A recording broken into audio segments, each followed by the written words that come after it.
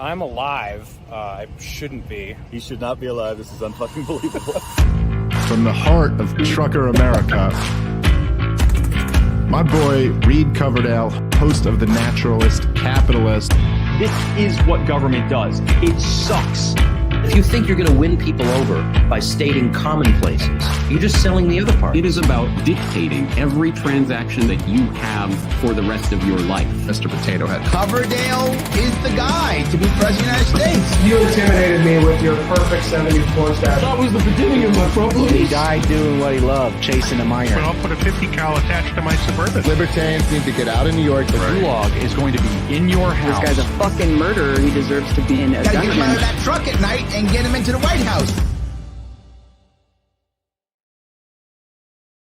Hey guys, thanks for watching another episode of The Naturalist Capitalist. This is the 22nd installment of the Four Horsemen that we've done.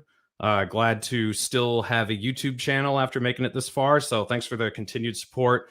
Got a really exciting show tonight. Got a guest who's been on before, who's coming back on again, and this will be a great conversation. Right before we jump into it, though, I want to tell you that this show is brought to you by the Lions of Liberty Network. I'm actually doing a sponsorship now, which is the first time I've ever done this, so this is pretty exciting.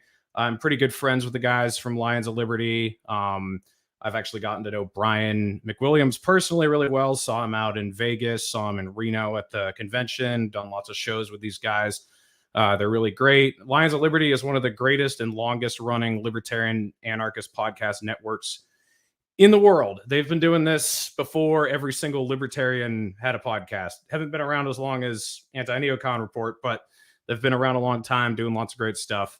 On Monday, John Odermatt delivers a powerful mix of inspiration, health, and faith to set your mind, body, and soul free with Finding Freedom. Every Wednesday, Brian McWilliams will make you laugh at our broken world while providing the promise of a better future with Mean Age Daydream. Friday includes shows like Meme Wars or Hate Watch or their famous Libertarians in Living Rooms liquor episodes. Lions of Liberty is the first step toward freedom. Go check them out. Go listen to them on, all different streaming networks. You can check them out on YouTube. Down in the description, I have all their platforms linked. So please go check them out. This is the first time I'm actually being sponsored. So if you guys would go and follow them, subscribe to them, shoot them a message telling them that you found them through me, that would do a lot to help me out. All right, so Ben has joined in the backstage, so I'm just going to skip all the introductions, and we're just going to bring everybody on. We got Eric, we got Ryan, and we have the great Ben Swann. Ben, how you doing tonight, man? I'm doing great. I don't know about the great Ben Swann, but Ben Swann is here for sure. No, man, this is a lot of people were really excited to see this show coming out, and I actually got to meet you in person at Freedom Fest out in Vegas, and we did a little show.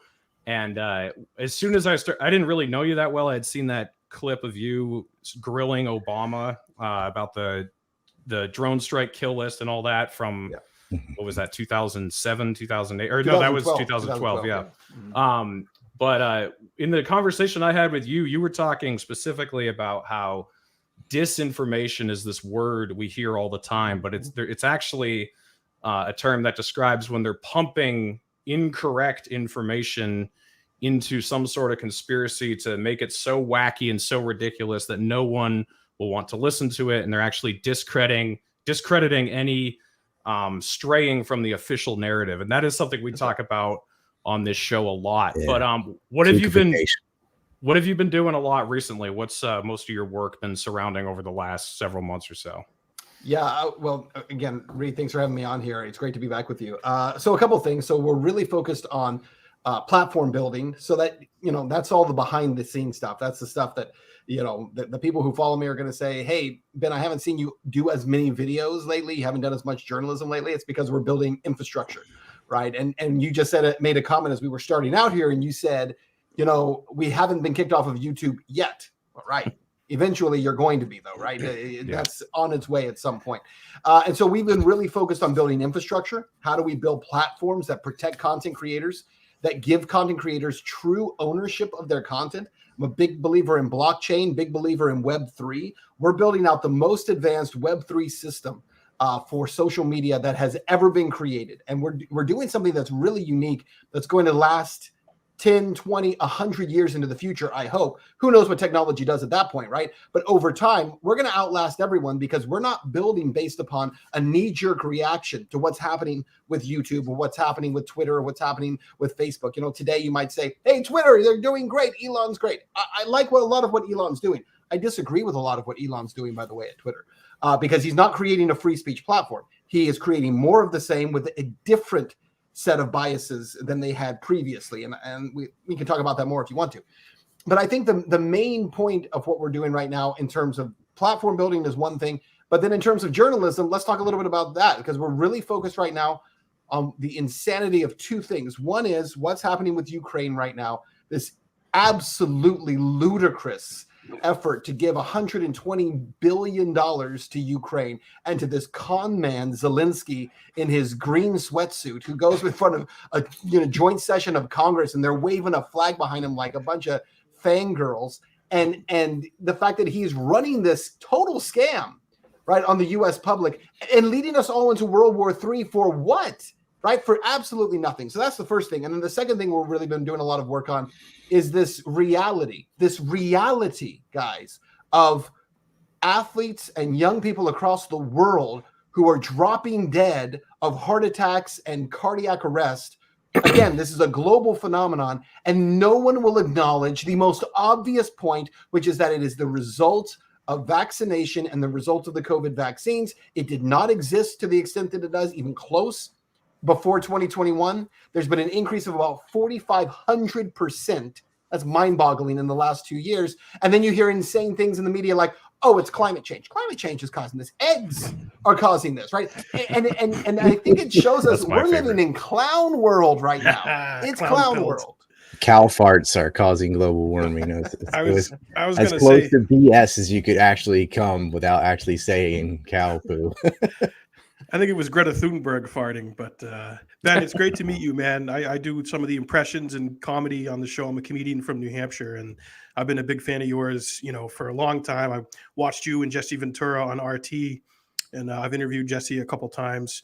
So I wanted to just welcome you on, and obviously I followed the Pizzagate stuff, and really the only big mainstream media interview with James Alefantis was Megyn Kelly. And that was just basically a tongue bath and CYA, yeah. And she didn't ask him any serious questions or she didn't dig into anything or my lack of shock. Right. So I'm sure you've talked about it before, but I always wanted to ask you. In 2017, you were with the CBS affiliate 46 in Atlanta, doing Reality Check, which was Mondo based, and I couldn't believe you got that on the air. Your segment, which was airtight, it was factual, and you asked really good, hard-hitting questions, and that's the kind of stuff I would talk about and reference when people asked my take on all that thing. So looking at the Pizzagate thing now, obviously everyone knows about Epstein. What are your thoughts still on it, and are you still getting any are there still any repercussions from when you did that professionally for you? Well, there's always repercussions for it. I mean, I haven't been with any kind of mainstream media outlet since then, right? And not that I've wanted to, right? That for me, that was the end of that. And 2018, when I went fully independent, that was the end, right? We're not going to ever go that way again. And look, how can you? At a certain point, you have to recognize that industry is dead. Right, mainstream media is dead. They pretend they're not. They pretend there's a death gurgle still going on, but there isn't really that. The only thing that keeps them alive is government funding and entities like the CIA and the FBI, right, that are pushing out these propaganda ideas, foreign governments that push out propaganda ideas, and they're the ones who are keeping these things funded. Pharmaceutical companies, right? They're the ones who are keeping these entities funded, but no one watches them. No one cares about it. Here's what's fascinating. Now I'll go back to the Pizzagate because I don't want to ignore that question. But one of the things that's so interesting to me about what's happening right now in the media landscape is that the majority of people are done, right? The majority of Americans have said, we don't believe mainstream media. We're not watching it anymore. If you look at the numbers, I think there was a brand new this past week set of numbers about CNN with its all-time lowest ratings. Like no one's watching anymore. The problem is that you have a confluence right now of the fact that no one's watching mainstream media, coupled with the fact that big tech is censoring independent media. And those two things happening at the same moment creates this enormous gap for information. So we actually have like this incredible information deficit happening right now, where you would think, oh yeah, well, internet, there's so much. You get on TikTok, you get on Instagram, you're scrolling through Facebook, right, and YouTube, and there's a lot of stuff out there. Yeah, there's a lot of stuff, but there's a lot of the same stuff. There's very little information that's actually getting through that challenges those narratives. So mainstream media is not watched. Social media is completely bogged down with censorship where you can't see anything anymore. And so I think we're living in a moment, and I truly believe it's only a moment, that may never be seen again, where you have this enormous gap of good information where if you're anyone who's even slightly awake, you're like, where can I find information right now? Right? You're scrambling, looking for it everywhere. You come to shows like this and you can find it, but it's very, very difficult to find. And so that's one of the things, by the way, again, that we're trying to resolve that issue. In terms of the Pizzagate stuff, look, Balenciaga and the whole thing that just happened with them, I think really references the fact that we were not off in our reporting. The crazy thing is, I was on TikTok the other day. Yes, I go on TikTok.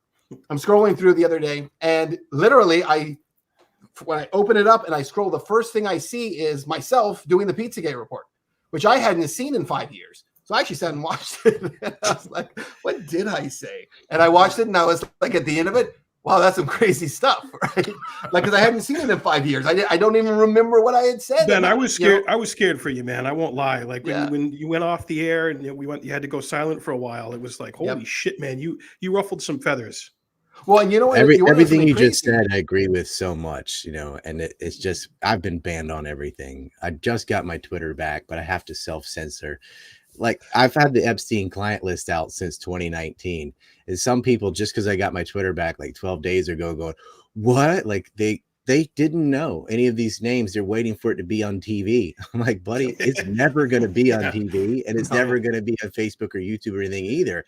So you want to see it, just go to my website. Don't be lazy. But people, they live on Twitter. A lot of people I've come back in contact with who's known me for a long time, like it's like I died or something. Once I got back on Twitter, they're like, oh, hey, and I've got all these interviews lined up and stuff. And I was like, I've been here the whole time. But if you don't have a Twitter to DM on, if you're not on one of these on-ramps, you are totally invisible. Yeah. Now, there is a group with the Telegram, the Substacks and Rumble and things like that is growing. But by and large, people are addicted to these media filters, and they're just shocked. Like, how'd you have this information? How'd you know there were 3 Hunter Biden laptops? Like, everybody knows that, except for the people that get their news from Twitter and Reddit, because you're getting filtered news. Why would you saw the Twitter files? The FBI and all these spooks are crawling all over these networks. Why would you go here for news? No one is really allowed to say anything. You have to like talk in code and stuff. The Pizzagate thing is another great example of something that got extremely kookified. There's a real story, right, with real crimes, and the kooks took it over. They're trying to do that with Epstein. They did that with 9/11, like the airplane deniers and all that stuff. They're doing it with the corona. Can we have to say coincidence? Can we talk? They're saying like, oh, viruses aren't real. Ben, before you ran with that story, did you have to put it to a producer, or did you just go full based and run it? You were going to deal with the. Nope. The story itself was vetted at a higher degree than any other story in the 5 years that I was working with them. Was vetted higher than any other story, because I chose to self-vet it through the highest levels of editorial control at our station, which I didn't have to do. And I chose to do that because of the sensitivity of the subject matter we were talking about. And so it ran through the highest levels of journalists at that industry, all the way up through news managers who had 30, 40 years in the business were looking at it. And what they came back and said was, this is solid. It's totally solid. It was. The story itself, and that's why I was saying when I came across it on TikTok the other day, it was kind of amazing to me because there were a lot of things I forgot about it. And one thing that I forgot is there was so much that we couldn't say, so much that we intentionally left out because it was so wild. You couldn't put some of it on TV. And the crazy thing is this. We ran the story. Nobody had a problem until the next day when CBS is calling, Daily Beast is calling, everyone's attacking, right? And then all of a sudden, oh my gosh, what did we do wrong? No, it's not what we did wrong. It's if we did something wrong, show us what we did wrong. Their only claim was, how dare you talk about this? You don't have a right to even talk about it, right?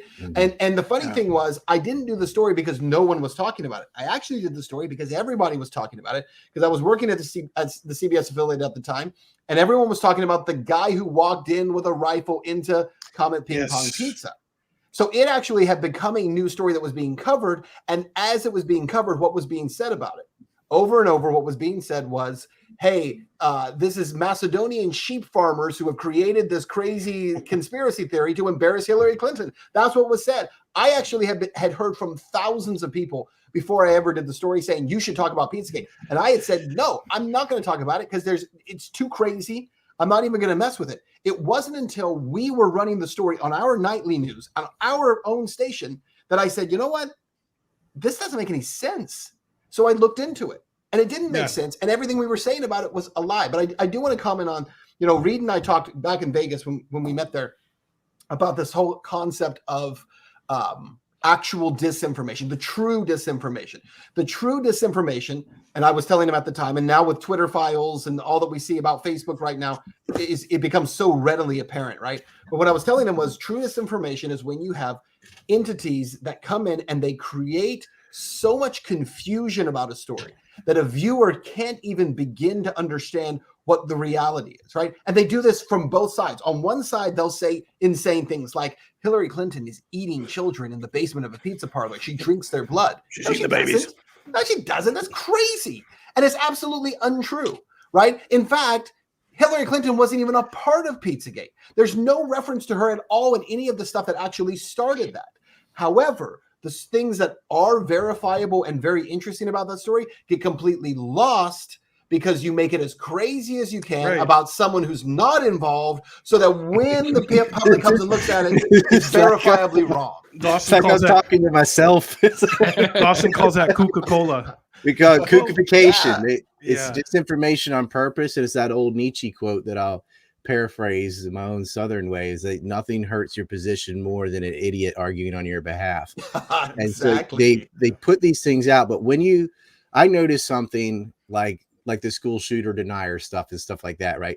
Whenever there is a lot of smoke immediately and there's like a complex narrative 24 hours after an event happened, I'm like, okay, that's spook, because that's not an organic lie like that. They try to create a tar baby out of these subjects. So like I have a really hard time talking about September 11th in the adult way because of Jonestown and all these stupid movies and stuff that you're like, no, I have to prove I'm not one of those before I can even start on it. And the same thing with Pizzagate. I'm like, no, like the first 60 thing, like, no, none of that. Okay. That's from InfoWars or wherever you got that from. Right. Same thing with Corona, because David Icke and people like that are talking about 5G, graphene, this and that. I'm like, not this. Or snake venom. Yeah. Oh, yeah. Well, I did a debunking of died suddenly. Like, oh, there are no post-mortem clots. Like, if they take a real event and a real thing, like people definitely dying of heart attacks. It's definitely related to the vaccine or COVID or both.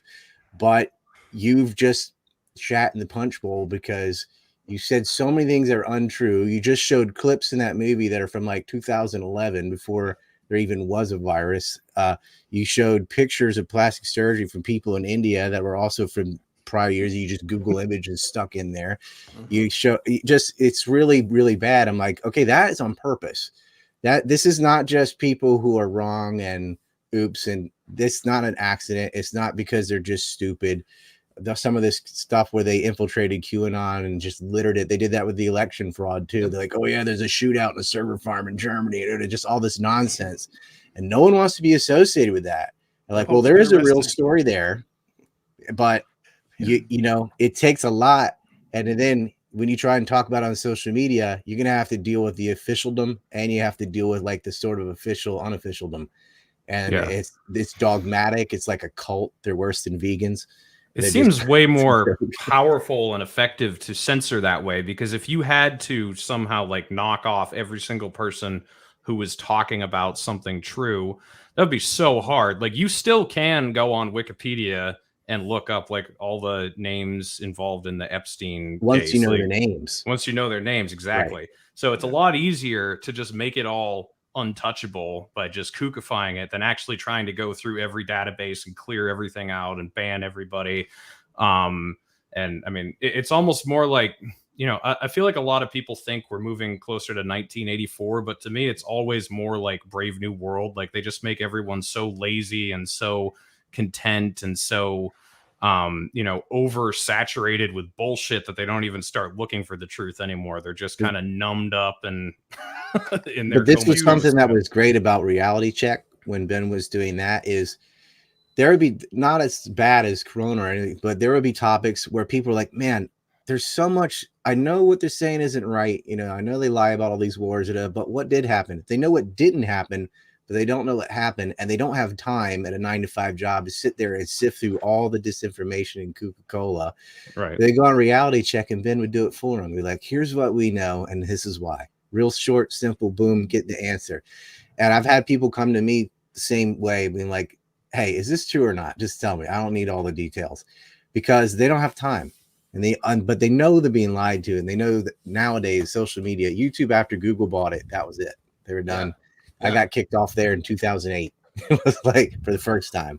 Well, and I think to your point, the other thing that happens is if with Reality Check, one of the things we always did, it was always a point to give sources for the information, right? So if you can source your information, someone doesn't necessarily have to believe everything you say. In fact, the idea is don't believe me, but I have sources for everything I'm telling you. So it's not based on these other things. But here's where I think we're also looking at a weird kind of evolution, if you will, in this whole process, because this was happening, you know, back when I did the Pizzagate story and was doing Reality Check, fact checkers weren't out there on the internet. And the fact checking apparatus has become a new kind of arm of all of this, which is where what they'll do is, so I was the first, if not the first, one of the very first, but I may have been the first reporter to actually talk about the Wuhan lab, Eco Health Alliance, and the fact that these guys had actually created Corona in a lab in Wuhan, China, right?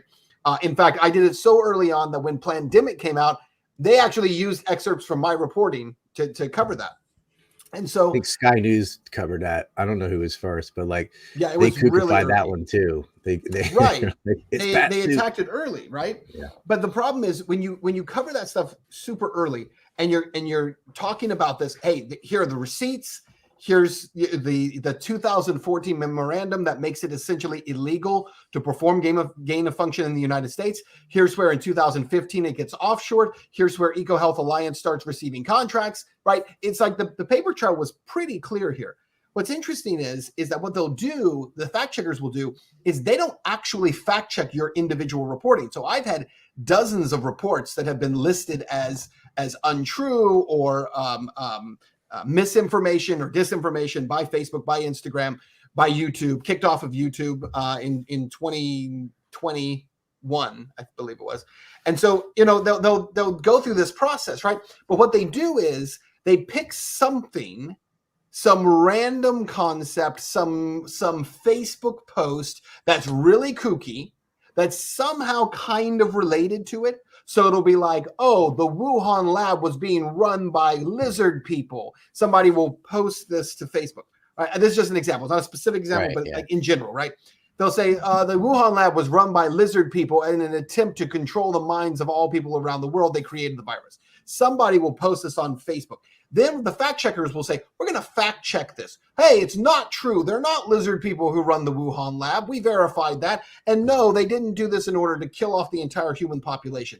Then when you do your report about the Wuhan lab being funded by Fauci and the US DOD and Eco Health Alliance, right? When you do that report, what they do is they then link it to that and say independent fact checkers say this is false, and then you go see why. You click on see why, and it's like, oh, we've already fact checked this idea that lizard people are running. Wait a minute, I didn't say lizard people were running it. Oh no, but because you talked about the Wuhan lab as the source of the virus, they lump you in with it. And so what I have found is, I would say 99% of every report that I have had that have been fact-checked by the fact checkers and deemed to be incorrect, they were not reports they actually bothered to watch or fact check. In fact, in some of them, they'll say in the first line, in Swann's report, which we did not watch. Huh? Yeah. You're fact-checking a report you didn't watch? And then they'll explain why we've already looked at this issue and it's some wide thing. So part of what they do with the fact checking thing is they'll come up with some crazy disinformation. They'll put it out there. They'll fact check themselves that, oh, that's not true. And then they lump everybody in with it. Yeah. And then you're just, that's what you're known as. And, oh, no, that's just a bunch of bullshit. It's guilt by association. I mean, they'll do that with this thing. They'll say like, well, this guy had a Confederate flag. He was racist. So therefore, that's what that means to everybody. It's like, no, it isn't. That was all throughout pop culture up until like the early 2000s. And then suddenly, my doorbell's ringing. Hold on. I'll be right back, guys. I got to get this. Ben, Alex Jones. Oh, go ahead, Eric. Ben, did you hear what Rand Paul asked Dr. Fauci in committee? He said, Dr. Fauci, do you support giving puberty blockers to underage bats in the Wuhan lab? Yes or no? I never received a response from your office, and I asked you several weeks ago. Do you support it, Ben? Do you support it? But it is crazy. They do that, and then if you question something, a mainstream narrative, they can just strike you right down, and people do have the short attention spans. And exactly just like you said, that becomes the reality, and then you're dismissed, and it's on to the next thing.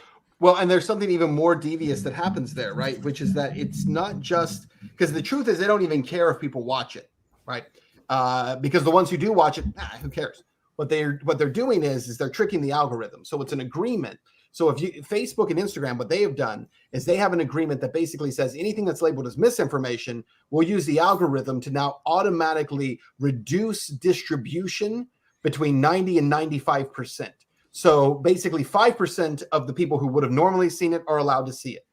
And so every time you get slapped with that label, it doesn't matter whether you're right or wrong. It doesn't matter whether or not you're proved later to be correct, which every single thing I've ever reported on regarding COVID or anything that's happened in the last ever, I would say you can't find a single report of mine that's ever been debunked.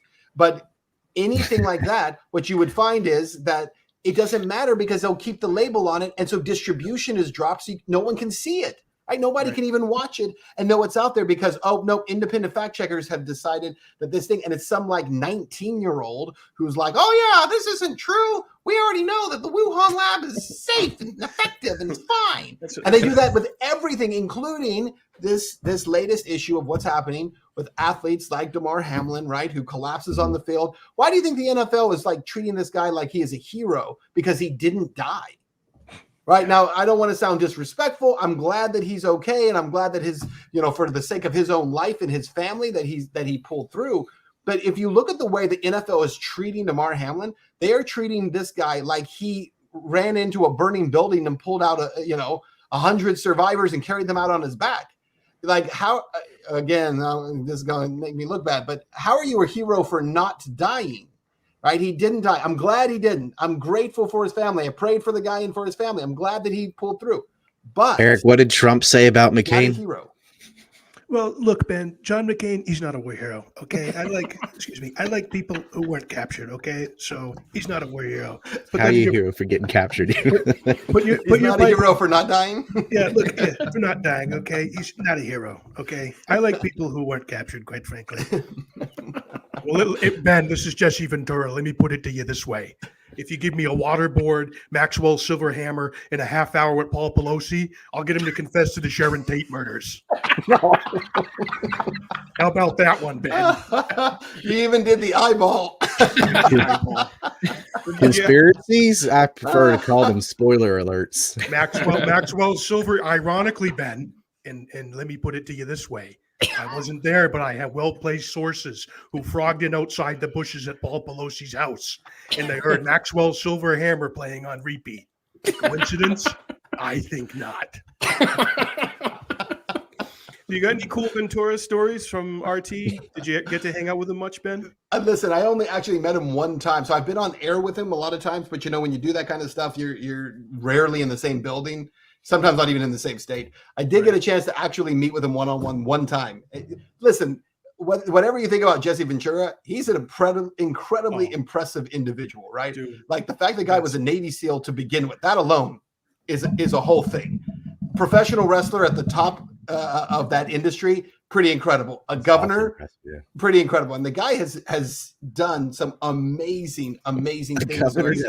His movie career is incredible. He's a Renaissance man. Don't forget bodyguard and sergeant at arms, patched over member of the Mongols.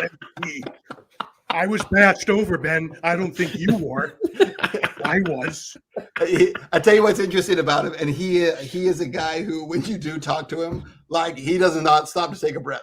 He'll just keep going. But not that you want him to, right? Oh, no, it's like you want to hear everything he's saying. He's an incredible guy. I got to interview him at a bar in Brooklyn for an hour for my show, JACKMAN Radio, and I don't really get starstruck, but man, when the fucking body walked in and there he was coming at me to sit down with me for an hour, I was like, yes. And then we did a little pre-interview banter, and he's like, you're funny. You remind me of this heavy-set comedian from Minnesota. Funny, he's a jolly, funny guy. You remind me of him. So I'm like, okay, good. The body likes me. We're gonna have a good chat. So it's like some of my conversations with Eddie Bravo. He doesn't have an off button. It's like you just keep going. Steve Bond says it's like a deaf Jack Russell Terrier to just go.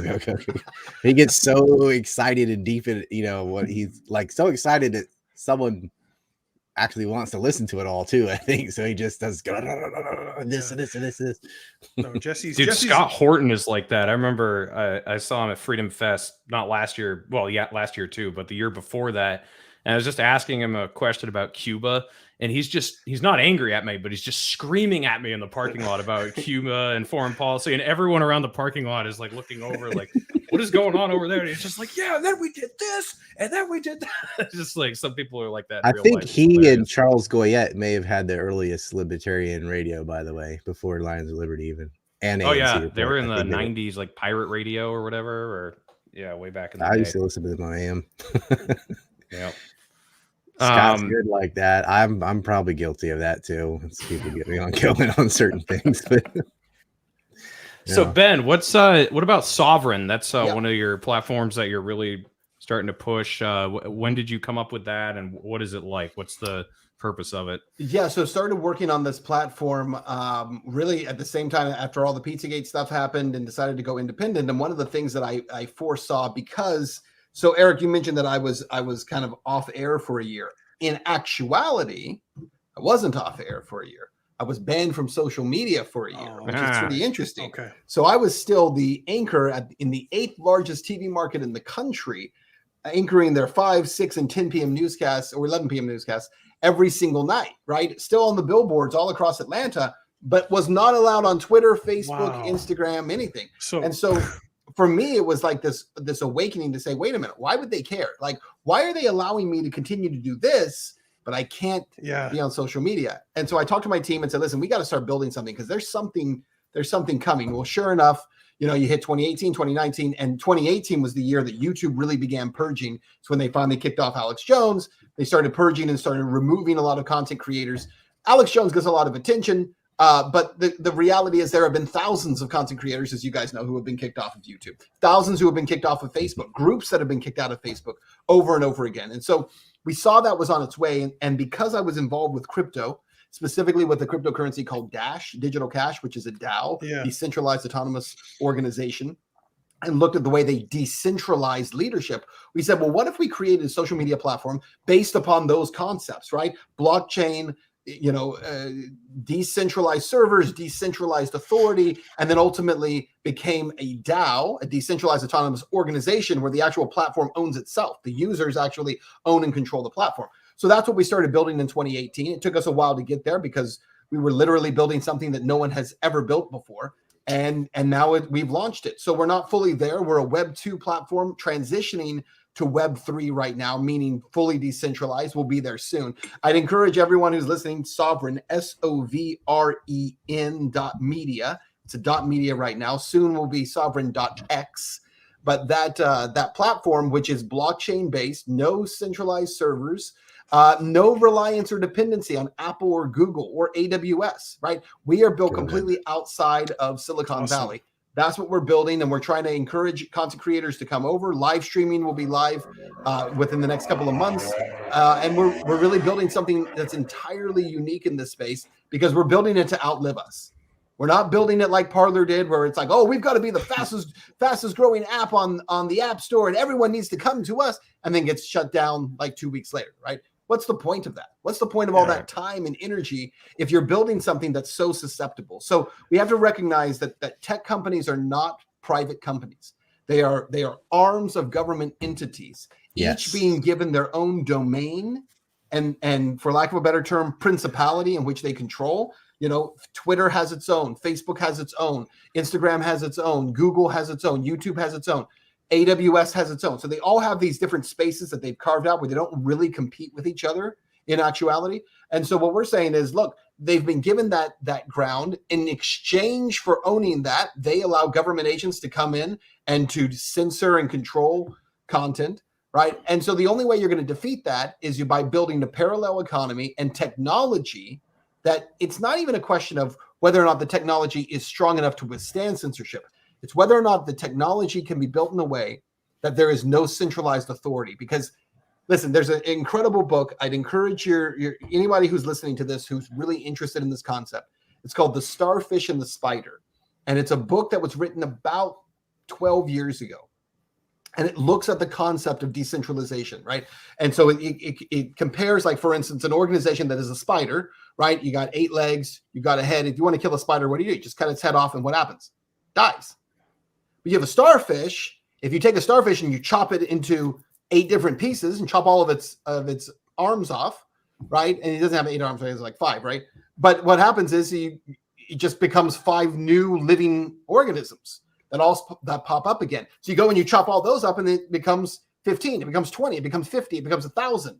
And so that the concept is, how do you create decentralized organizations that cannot be censored or taken down? And what's fascinating to me, most fascinating about that book, is it was written at a time that looked at Napster, which today we're like, what's Napster, right?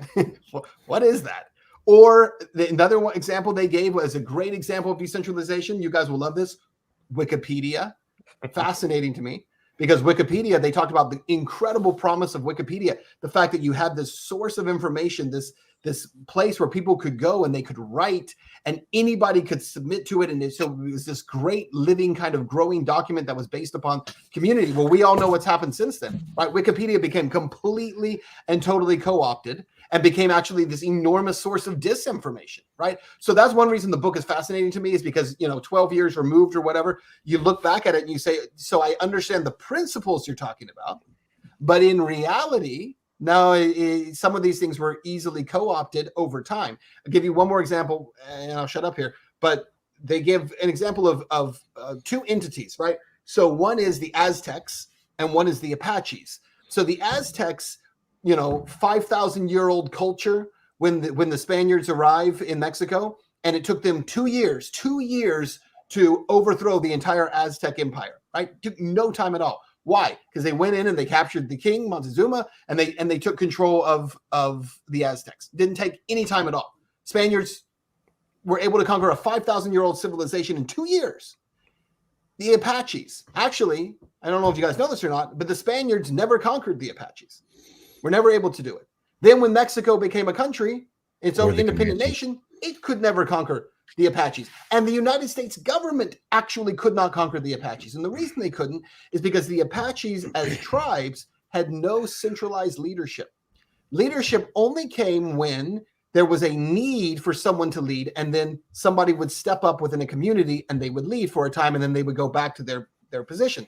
And so the United States government could not conquer the Apaches because for years they chased them, they fought them, they'd arrest them, they'd capture people, take them away, but then new leaders were always popping up, right? It was completely decentralized. It was not until the US government came up with a process for saying, if you are an Apache leader, we owe you, and it was a certain number of cattle and horses that we will give you. And then Apache leaders began to step forward and declare themselves leaders. I'm a leader. Why? Because there's free stuff if I am. And that's when they began to conquer the Apaches, capture them, and put them on reservations, including Geronimo, right? But it wasn't because these guys were actual leaders. It's because they actually used greed to create a hierarchy that they could then topple. And then fracture them. With Geronimo, they kidnapped his children. Yeah. It's incredible stuff. So what I would say is the goal of what we're trying to create is a system and a system in the future that ultimately the community completely owns, is not owned by me, is not owned by anyone on our team, and that belongs to the community, so that in the future, it doesn't matter if I'm here or not. This thing lives on. Yeah. Right.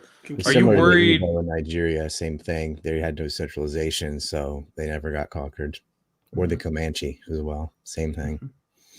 Are you worried that the feds are going to come? I don't know if you've been paying attention to Odysee and Library and how the SEC's gone after them. Are you worried about that happening with Sovren, or is there anything you guys are doing differently to try to avoid that same problem? Or well, we are doing a lot of things differently to avoid that problem. One of them is that we're not issuing a token.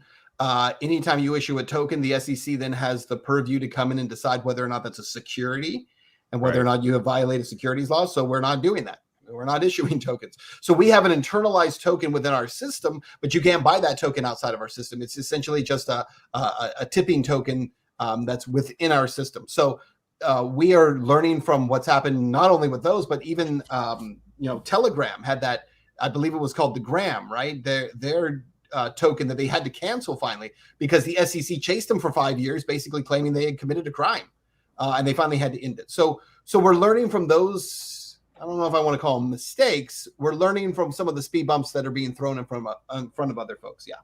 Yeah. The hard part seems to be the payment processing. Like there's lots of platforms that can do video, that can do blogs, and do whatever. But when you're canceled on PayPal and you're canceled on Google Pay and you're canceled on Apple Pay, you're canceled on Stripe. It's very hard. Like, how do you process credit cards and get money? Even with crypto, people get banned off exchanges. They do. So what I will tell you is that's part of what we are building out as well. And there are tools that already exist that allow for that. What I have found, and my team has found in the last couple of years of doing this, is there's an incredible Web3 infrastructure that already exists, an entire ecosystem of technology that's been built by people who are 1,000 times smarter than I am, but no one uses it. Right. So it's so interesting when you get into like the Web3 world, when you get into the blockchain world, there are literally thousands of projects out there that have been created. Some of them are unbelievable technology that way outpaces and outrivals anything in that Web2 space, in the current internet space. But no one uses it because no one even knows about it. And the guys who build it, I'm not trying to be offensive here, but a lot of them are like, they're just geeks, right? And so they're so obsessed with creating this awesome, very cool stuff, and they're so excited about it, but no one uses it. So you're building an amazing product that's not going to get used. So what we're trying to do is say, what are the best products out there that we can integrate into our system without building them ourselves, that give our users access to this world? We want to become, in many ways, a portal, a gateway into the Web3 world for the Web2 user who does not understand, 5 things about blockchain. They couldn't tell you anything about it, but the technology is there and it frees them from what Web2 companies have already done to them. AWS is a great example of probably the biggest Web2 company in the world that is just an awful product. They're a terrible product. They're very expensive and they don't work very well, and they're highly susceptible to hacking and they're highly susceptible to crashing. But because of branding and their connection to Amazon and their ownership by Amazon, there are a lot of people who use them, right? But they're terrible technology. There's much better technology out there that's already been created. Just people don't know about it. So we want to be a portal and a gateway for our users to say, here's the best systems that protect you. And see, here's the other thing that makes us very, very different than other companies. Web2 companies believe that their only system by which they can survive is to create a silo or some kind of walled garden. They lure you in and now they own you. If you're a content creator, they got to own your content. We just saw that all happen with Daily Wire and Steven Crowder and all the fighting those guys are in doing, perpetuity. Right? It's all about ownership, and I got to own this thing and own that thing, and then I got to keep the big tech guys happy, not upset them because they're the ones who control all of the advertisements. And so we have a very different view, and our view is that the future of technology and the future of social media, the future of communication isn't in walled gardens. It's in giving ownership to people and then giving them the best experience to access content, the best experience to access video and written content, live content, etc. And if a content creator says, I want to walk away, I don't want to work with you anymore, I don't like your platform, they take everything with them. It belongs to them. That's the power of Web3. It all belongs to you as a content creator. That's an amazing power, because what it does is then it demands of us as the portal that we treat you better. YouTube treats people like garbage, right? Because they say, well, the only way that anyone's going to see you is if you go through us. But if you had the ability to walk away from YouTube with all of your subscribers, all of your videos, all of your content to go someplace else, YouTube would treat you a whole lot better. So they want to keep you in the walled garden. Yeah. It's the only reason they abuse people. Well, we have your subscriber list and we have all the access and eyeballs. And when they ban you, you don't get your videos and you don't get your subs. You don't even get to talk to someone and argue about why you get banned. You just get banned. You get a swift kick in the ass. So Ben, you've been in the game for a while. What has been like your most interesting and like fun interview that you enjoyed the most out of all the people you've talked to in your career? I know it's a pretty broad question. It's got to be Obama. Besides us, Ben, what's most standout to you other than my spandex pants? I got to say probably the Obama interview was probably the most fun one that I ever did. And only because with the Obama interview, let me tell you the story real quick. So the way it works is like this. A week before I interviewed Obama, a lot of people don't remember this part. I actually interviewed Mitt Romney and Paul Ryan together, two of them. And it was actually the first interview they gave together. And the reason they were going to do it is I was working for the Fox station in Cincinnati, right? And so it was like, Cincinnati, swing state of swing states.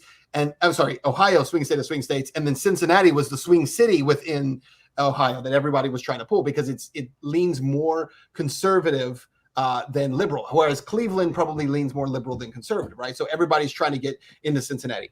And so I got the chance to go interview Paul Ryan and Mitt Romney. And what I was told was, hey, my news director comes to me and says, I got great news. They're going to give their first interview and we're going to have you do it. And I said, okay. He said, the only problem is when I talked to them, they said they didn't want you to do the interview. And I told them, well, it's got to be him, right? Because obviously everyone else is an idiot here. And I was the guy who could do it. But they said, we don't want two things. One is, if you remember at the time, Paul Ryan had a whole thing about this thing called the heartbeat bill. It was like an abortion bill that he had been a part of prior to that. Didn't want to talk about that. So no talking about abortion. And then they said, we also know that you talk a lot about Ron Paul and these delegates right across the country. Don't talk about those guys.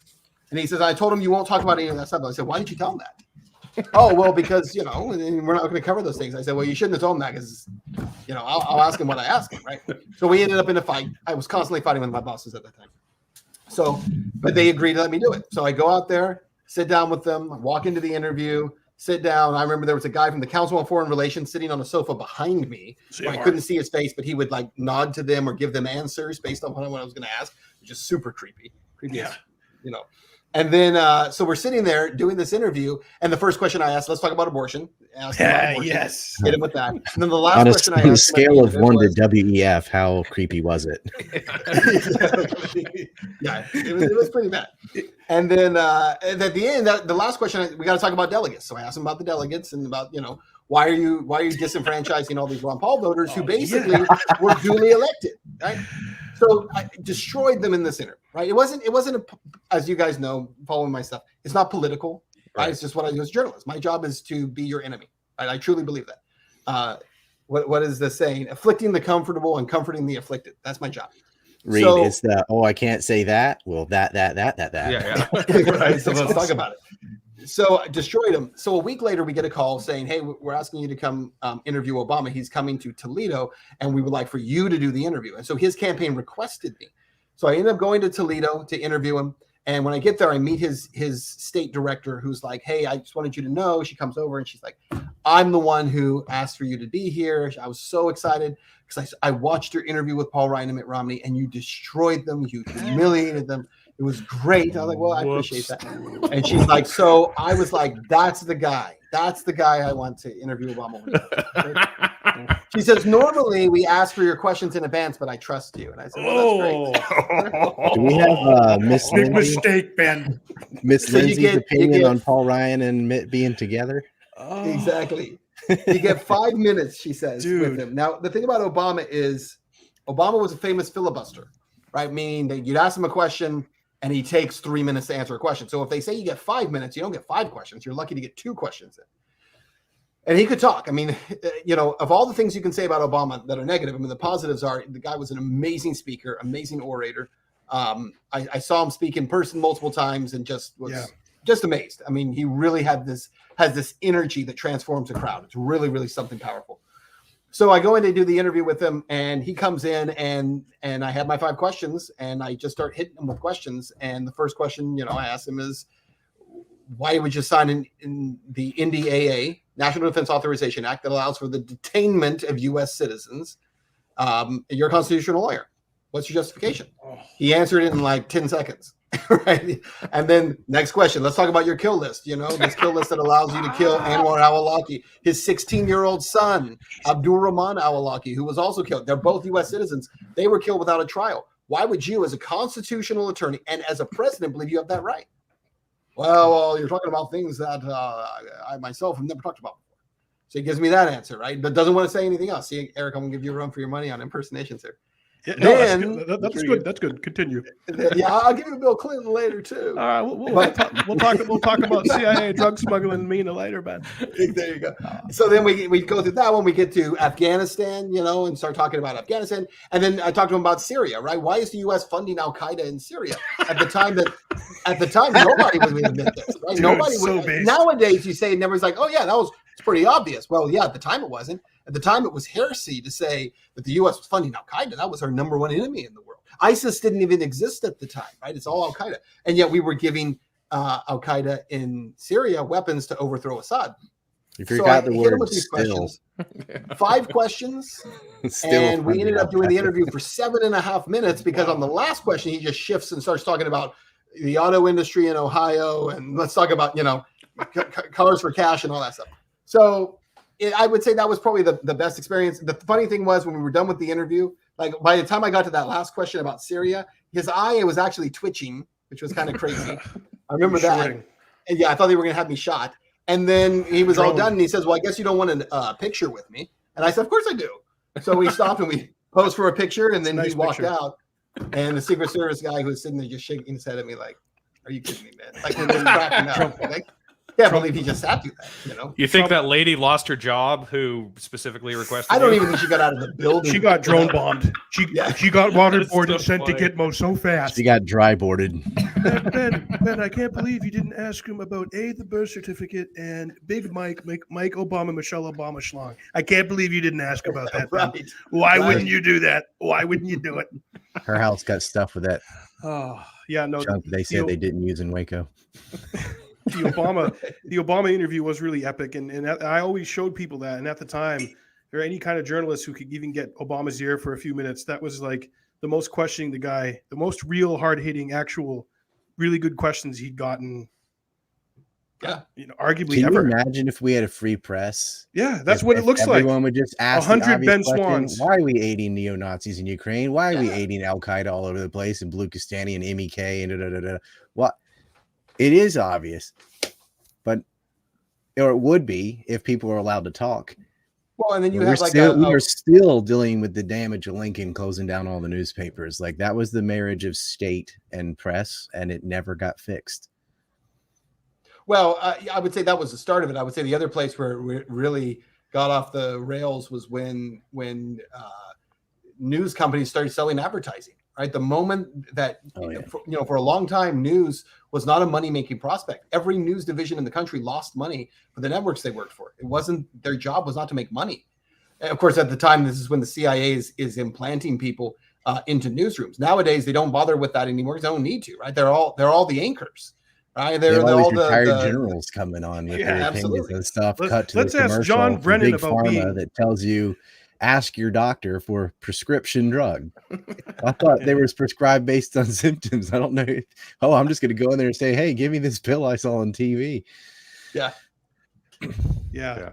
Well, hey, Ben, I know you got to run. We'll probably keep talking, but thanks for joining the show. Any anything else you want to plug? Any specific thing you got coming up? Absolutely. Just want to encourage people to check out the platform Sovren, sovren.media. Read, we want to see the Natural Capitalist on there and get you guys up on there. But I think the main thing is, we want to do is really encourage, if you're watching this and you say, how can I help? I don't want your money. I don't want you to send me, a donation. I want you to go and check out the platform, see what you think of it.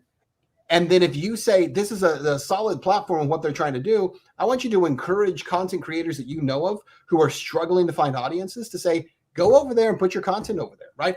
Nothing that we're building is about exclusivity. It's not about, oh, you can only be here, you can't be someplace else. It's about creating the as open of a situation as we possibly can for as many content creators as we can. We're so confident in what we're building, you can put it every place else, as far as I'm concerned, because in the future, it will only be with us because we're the only ones building something that can survive.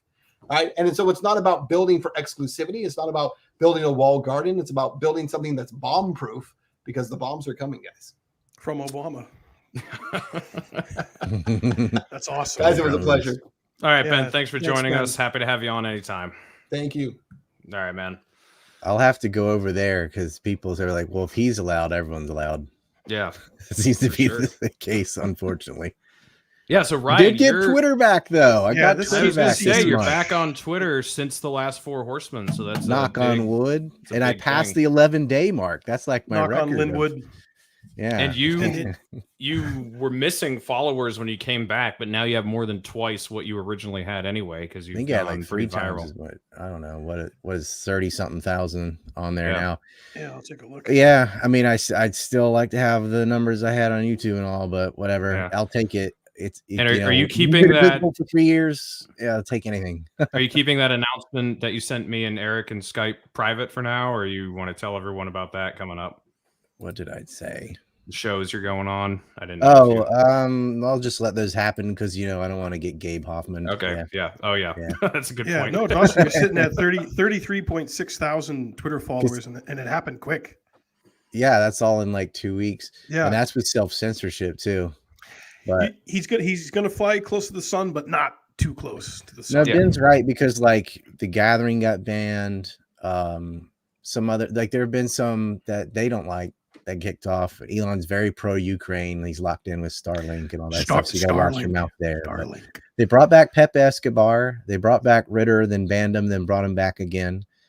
Little baby Groiper was on there. They brought back JF. They brought back myself. A lot of people. They're like, well, they're never coming back. Are back. So Sarah Westall's still banned. Reed's still banned.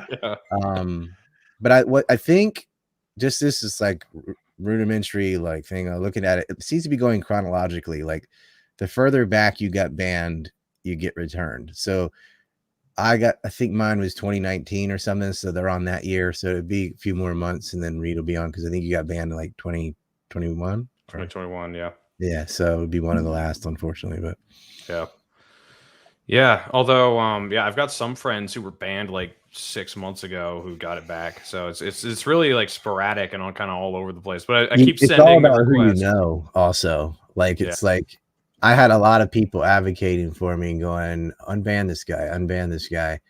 They weren't doing it. I was like, guys, if you don't, the squeaky wheel gets the oil. So you got to do it.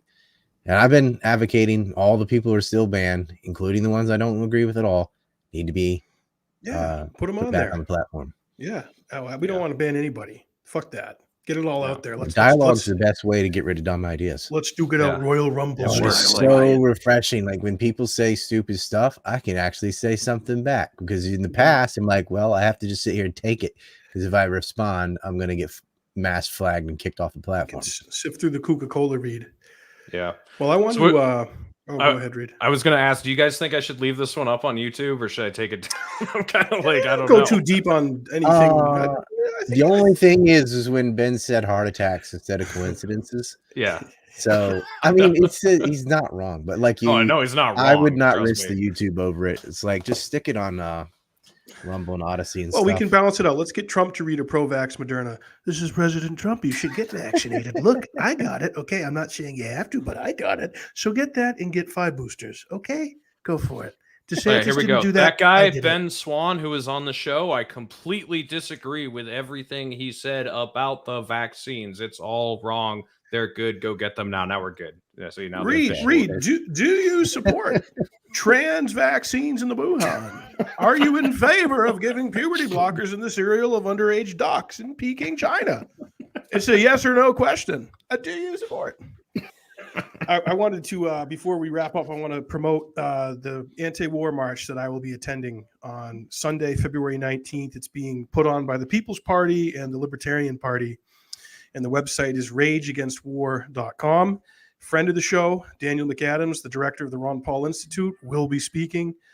Friend of the show, Scott Horton, the great Scott Horton, CEO of Dr. Pepper out of Plano, Texas, will be speaking. MAGA Communism will be speaking. Reed Jackson Hinkle. Hinkle, he'll be there. Yep, Max Blumenthal. I'm really looking forward to meeting Max Blumenthal. I've been a fan of his for years, and I've never met him in person. So hopefully I'll see him. But we're gonna march. We're gonna march to the Capitol, and I'm gonna be right there with you. No, we're not gonna do that. The march starts at noon at the Lincoln Memorial, and the speakers will speak, and then we're gonna march from the Lincoln Memorial to the White House. We're gonna go right. We're gonna go right to Brandon's doorstep. And we're going to tell him how we feel about all the wars and all the shenanigans. Tara Reid, Scott Ritter. There's a lot of base. Jimmy Dore. Iverson. Yep, Kim Iverson. Oh, yeah. And then my friend Pasta Jardulo from Convo Couch and AM Wake Up with Steve Poikinen.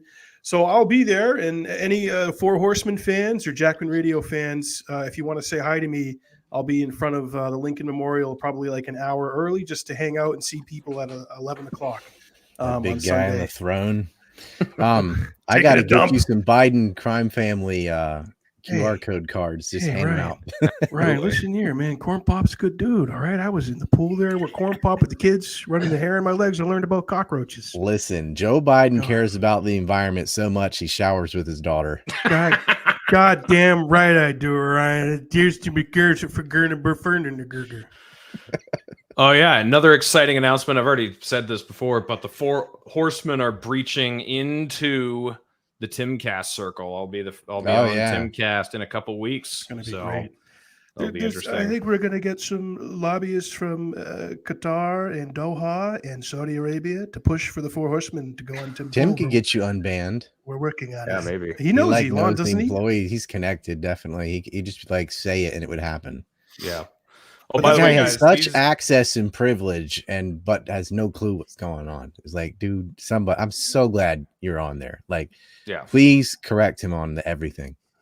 I'll do my best. Bring him all the crime maps. I'm sure, dude, there will be plenty of things people wish I'd said or whatever. Because in the moment, just go on and be yourself, man. Just go. You're gonna be fine. Say your piece. Bring the base. When Dawson handed Ron Paul a Biden crime map, come on. That's the best Kodak moment ever.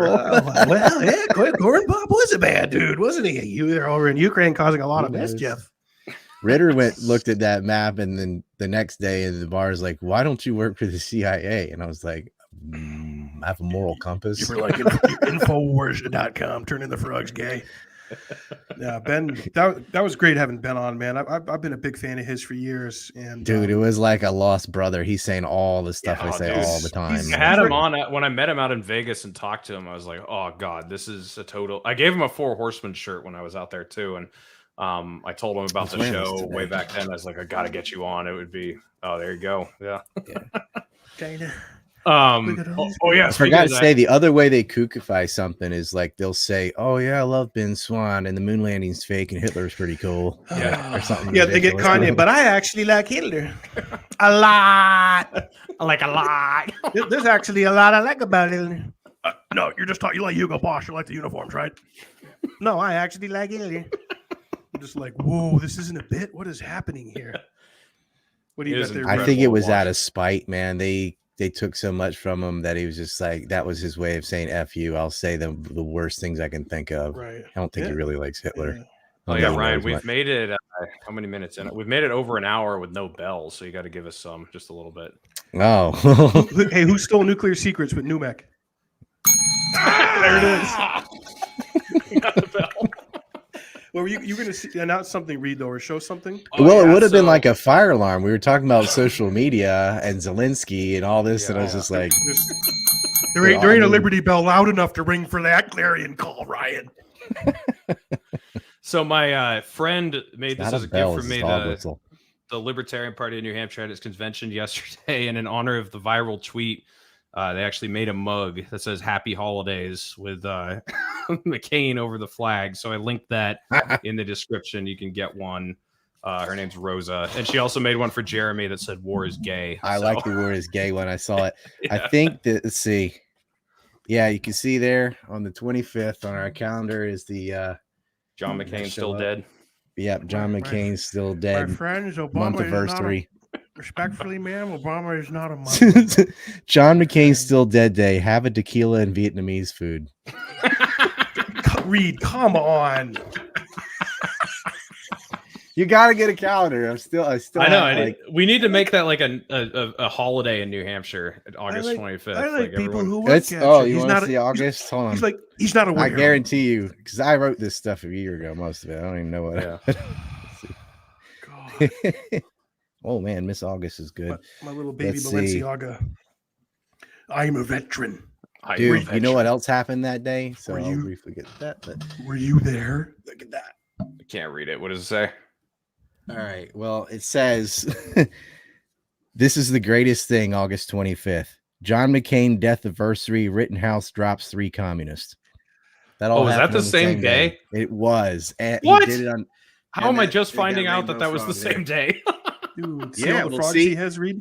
If you had, see all these frogs are like when awesome stuff happened. Yeah, like yeah. Frog kick the bucket or something. See, it's like, August 10th, it's a frog because Jeffrey Epstein was murdered.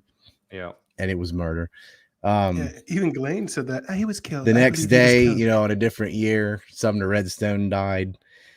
We have when the Hezbollah Lebanese militia group defeats U.S. pampered Israeli diaper force on the 14th of August. We got around Paul's birthday. It's happening. Like read Israeli fucking diaper force. What the IDF stands for.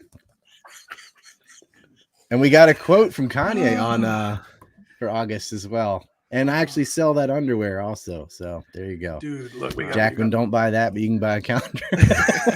Yeah, I'll get a calendar. Are you coming stateside this year? You sit there and read that every day. Yeah. Not every day, but there's something funny or something pretty cool or serious. I'm sure it's incredible, dude. Yeah. So on my website, ancreport.com in the shop. ANCreport.com. Or just click on the calendar. Shop. That's right. Ryan, are you coming stateside this year, you think? Or well, if they'll pay for it, I'll go to Porkfest.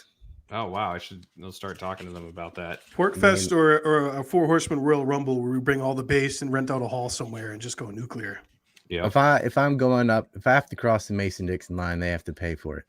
But I will get a lot of people. Mexico will pay for it. Yeah, Mexico pay for it. I'll bring a lot of new people to the event if I'm going to, I think. Yeah, maybe we got the year. It's the year is young.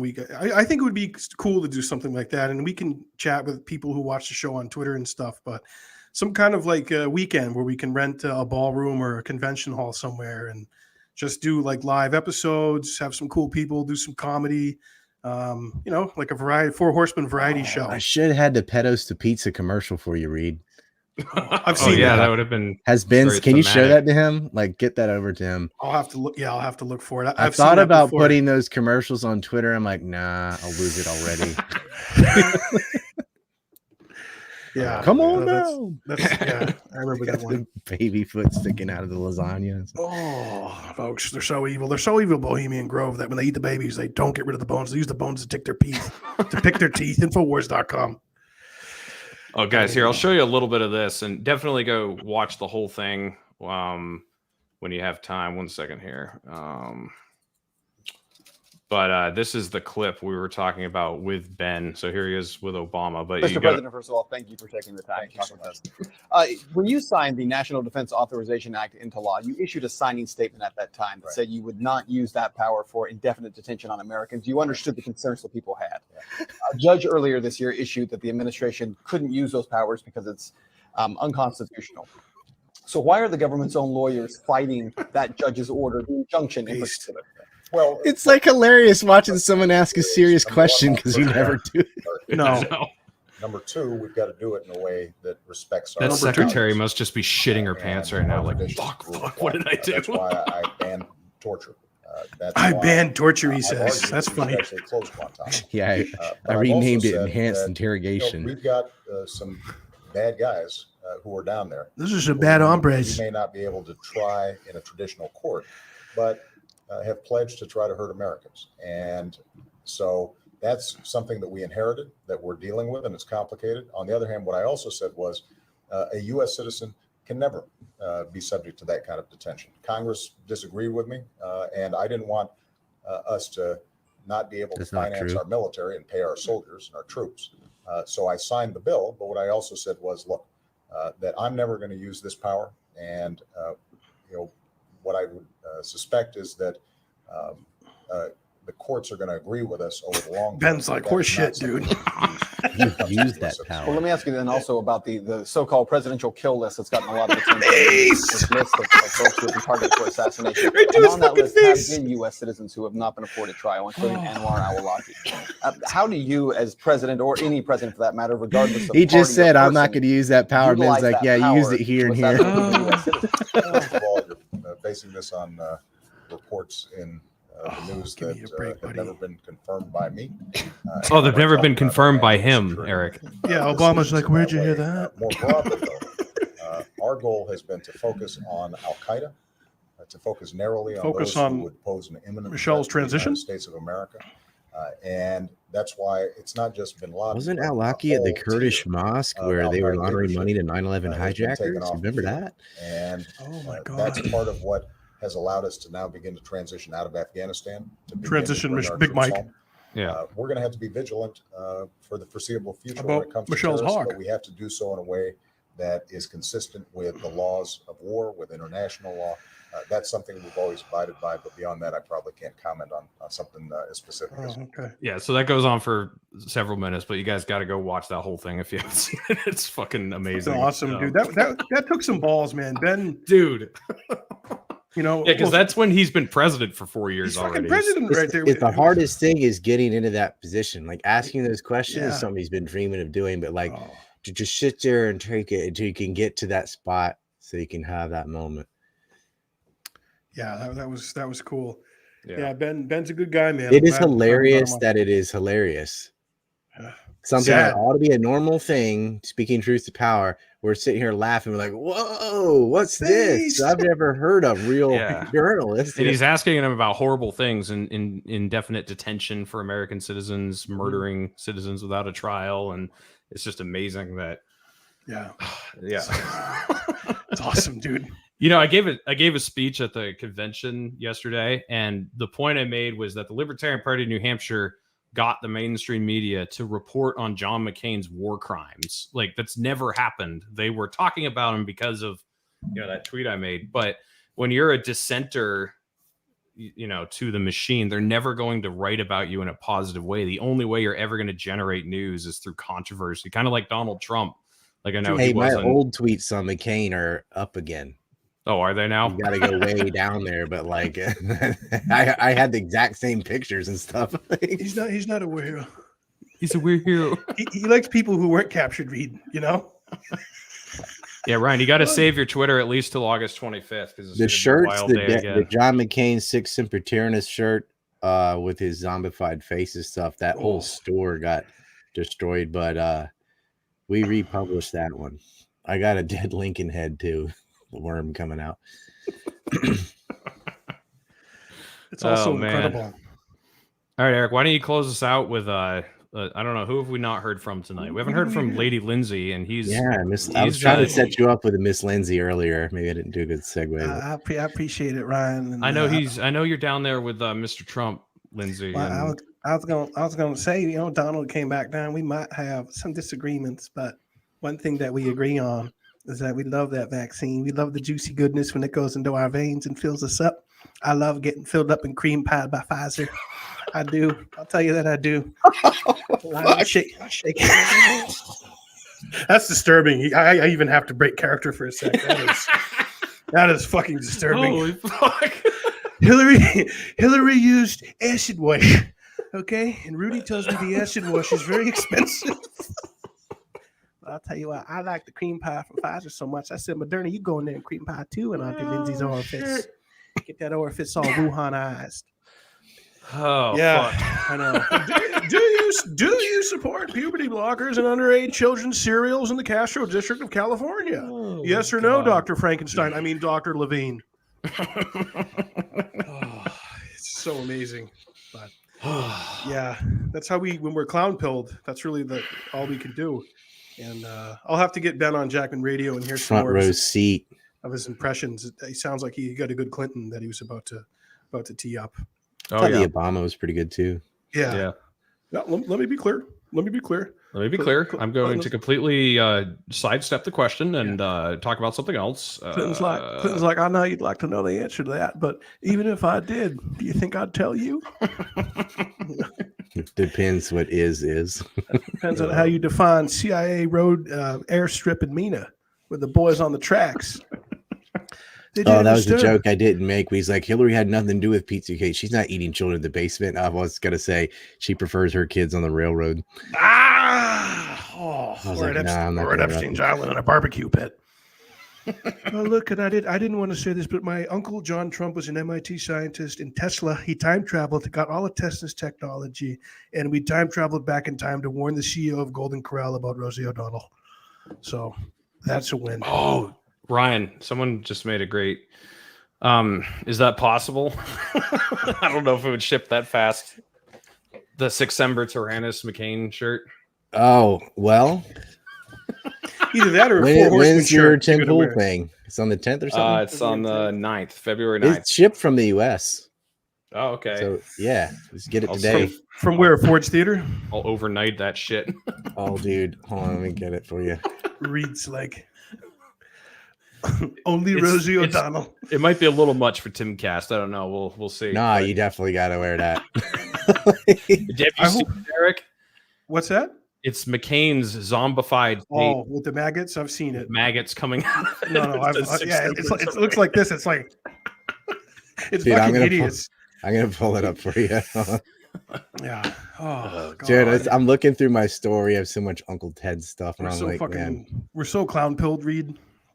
Dude, I'm going to do what I can to get the Four Horsemen on Timcast. I mean, I'm not very optimistic, but I didn't think I was going to get on there. So that's exactly it, man. You just keep going. Hey, Luke Radowski left, who was the guy who doesn't like Ryan, right? And did you notice who the new guy is, Eric? Phil Labonte. Phil Labonte, my old fucking... I did. Roommate.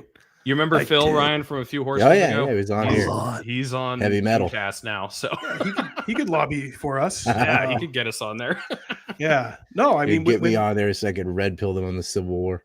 There you go. There's so many inconvenient truths that he would say, Reed, with a large audience. But Ryan, when you were on Schneeko, is it Schneeko or Sneeko?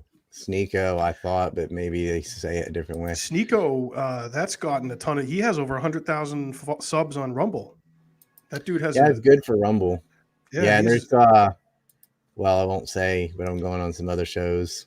And also when I was watching that, Ryan, I saw these so shows many lights going on are a pretty big deal. The next ones are a pretty big deal. But like, I saw so many lights going off in that dude's head, Ryan, when you were talking to him, and I could tell he wanted to hear more, and he was fascinated, and he found it really refreshing, the information you were sharing with him and telling him. So it's just about any time I can talk to like a 22-year-old they're going to be like, whoa. Yeah. Because their news is just shit. They don't have TikTok. Know where to go. Yeah. No, it was really good. I really enjoyed the interview, and he'd be a great, a lot of people have said, get him on the Four Horsemen. So I'd definitely vote for him to come on in the future. I was thinking Cynthia McKinney for the next one, but fuck yeah. Oh yeah. There's no wrong answer there. We'll take a flotilla with her out to the Gaza. Reed, you want a hoodie or a shirt? Let's see. I'll do both. Fuck it. Take both. ANCreport.com. Yeah, I need to get. What about I need to get a regular ANC report one too. I just got the hat, so that's all I have. So it looks like they ovened the McCain, so I'm just gonna remake it again right now. But there you go. Yeah, you get thought I gave you a hat. I think I gave. I do have hats. Yeah, I have a hat. Yeah, I just don't have a sweatshirt or a shirt. Get something like this. And then, but the McCain thing would be everything. I'd be like, what is that? And it relates to the tweet. Oh, yeah. No, it would be unavoidable if I wore that. God. That's also incredible. McCain of the woodshed, man. Yeah. I got to get you that. I have a box it's just Biden staring off in the distance with the QR code to Corn Pop's Revenge. Just hand them out to everybody. Like even Tim, like, oh, you think you know about the Bidens. You don't know how bad it is. Yeah. I will say, I mean, I still think Tim's kind of a dweeb, but his crew is getting way better. Like, definitely. Oh, yeah. That's Phil way better and than Lydia's gone. Dude, Ian, yeah, I love Ian Crossland. Dude, yeah, Ian's kind of based. Tell me, I want to write a letter for you to give to him. He Cassandra tried to defend is Palestine, and super everybody based. just jumped down his throat and told him to shut up. Yeah. Like, okay. Well. Yeah, Cassandra seems pretty based. Yeah, Cassandra's awesome. She's the reason I'm getting on. Yeah. But yeah, definitely things are getting better over there. There's no doubt about that. I would love to either talk about 9/11 or Epstein on Tim's show. It would blow some minds. It'd be the first time so many people heard an adult conversation. First time they've about heard adult information in life on it. Yep. Yeah. All right, guys, I'm going to close the show out, but go follow all these guys on. I've got everything linked in the description. You go down, I got us all separated. Reed Coverdale, Eric Jackman, Ryan, and then Ben Swann from when he was on earlier. Got all the platforms listed. Go subscribe and follow. You got Lions of Liberty in the Lions at Liberty is on the top. Please go check them out. Go subscribe. Let them know that you came to them through me. It's the first time I've ever been sponsored for 3 shows. The last show I did, this one, and then the one I'm doing tomorrow. So please help me out there. That would be great. And yeah, guys, we will catch you on the next stream. Peace.